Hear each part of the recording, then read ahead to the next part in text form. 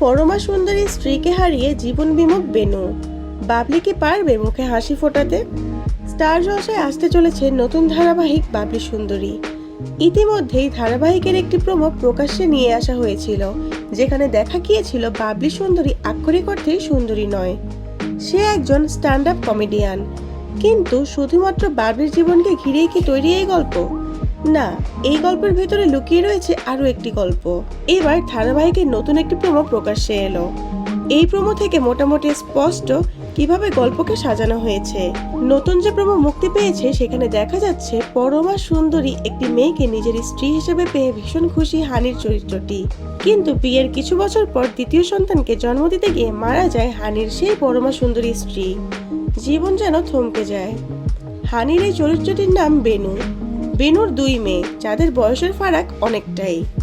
বেনুর বড় মেয়ে মায়ের মৃত্যুর জন্য দায়ী করে বাবাকে আর ছোট বোনকে।